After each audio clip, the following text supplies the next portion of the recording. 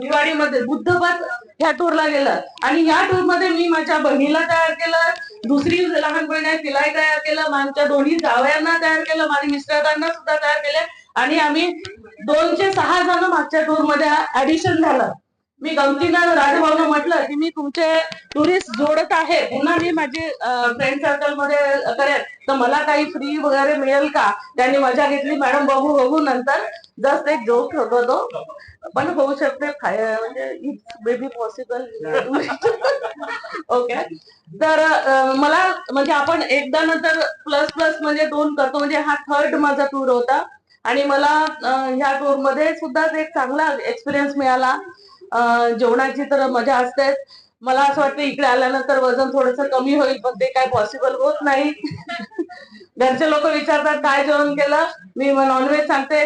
मी म्हणते तू घरच्यापेक्षा तिथं जास्त नॉनव्हेज खाताय, असंही म्हणजे कॉम्प्लिमेंट्स मिळतात. असं होतं, खाण्यापिण्याचा प्रश्न तो होता.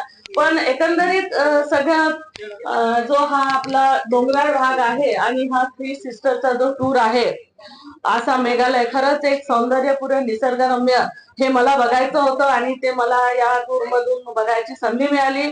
याबद्दल मी टूरचे सगळे संस्थापक शैलेंद्र सर यांचे आभार मानते. गाडी पण छान होती आणि एकंदरीत प्रवास हा त्यांनी सेफ्टी म्हणूनच लोकांची ठेवतात.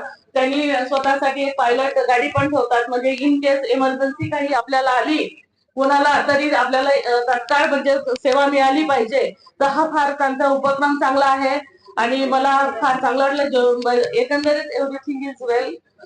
मी मनापासून सरांचे आभार मानते आणि त्यांच्या तथागत ट्रॅव्हल्सचे पुन्हा पुन्हा भविष्यामध्ये चांगली उन्नती हो ही शुभेच्छा देते. And good night to all.